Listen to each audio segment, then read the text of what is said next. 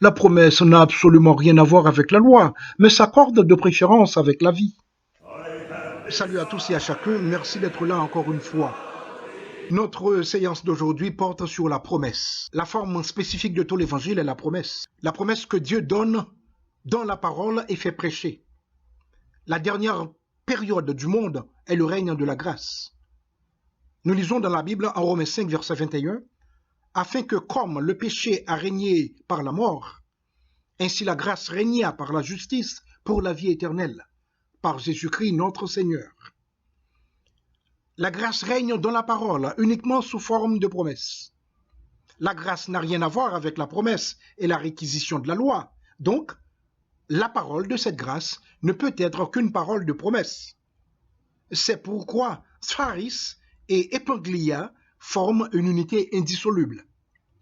C'est pourquoi les chrétiens le sont par la foi, pour que ce soit par grâce, afin que la promesse soit assurée à toute la postérité, non seulement à celle qui est sous la loi, mais aussi à celle qui a la foi d'Abraham, notre Père, à tous, selon qu'il est écrit, « Je t'ai établi Père d'un grand nombre de nations. » Il est notre Père, devant celui auquel il a cru, Dieu, qui donne la vie aux morts et qui appelle les choses qui ne sont point comme si elles étaient, selon ce que nous lisons en Romains 4, les versets 16 et 17.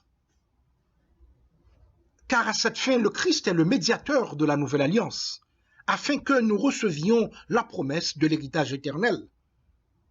En Hébreux 9, verset 15, nous lisons « Et c'est pour cela qu'il est le médiateur de nouvelle alliance, afin que la mort, étant intervenue pour le rachat des transgressions commises sous la première alliance, ceux qui ont été appelés reçoivent l'héritage éternel qui leur a été promis. » La promesse de Dieu sous la forme de Christ est la parole de la nouvelle alliance. Paul, apôtre de Jésus-Christ, par la volonté de Dieu, pour annoncer la promesse de la vie qui est en Jésus-Christ, selon ce que nous lisons en 2 Timothée chapitre 1er, verset 1er. La différence entre l'évangile de l'ancienne alliance et celui de la nouvelle repose uniquement sur la gloire transcendante de sa promesse. En Hébreux 8, verset 6, nous lisons ceci. « Mais maintenant, il a obtenu un ministère d'autant supérieur qu'il est le médiateur d'une alliance plus excellente, qui a été établie sur de meilleures promesses. » Qui a été établie sur de meilleures promesses. Je peux aussi vous référer à Hébreux chapitre 11. Donc lisez Hébreux 11, tous les versets. Alors, le fait que ces grandes et précieuses promesses nous soient données, en 2 Pierre chapitre 1er verset 4, nous lisons « Lesquelles nous assurent de sa part les plus grandes et les plus précieuses promesses, afin que par elles, vous deveniez participants de la nature divine, en fuyant la corruption qui existe dans le monde par la convoitise. » Voir aussi 2 Corinthiens 7, verset 1er. Alors, le fait que ces grandes et précieuses promesses nous soient données établit la position de l'homme chrétien. S'il se dit fils et héritier, il n'a pour cela d'autre titre que celui de promesse seule, purement de grâce. Pour vous, frères, comme Isaac, vous êtes enfants de la promesse, selon Galates 4, verset 28.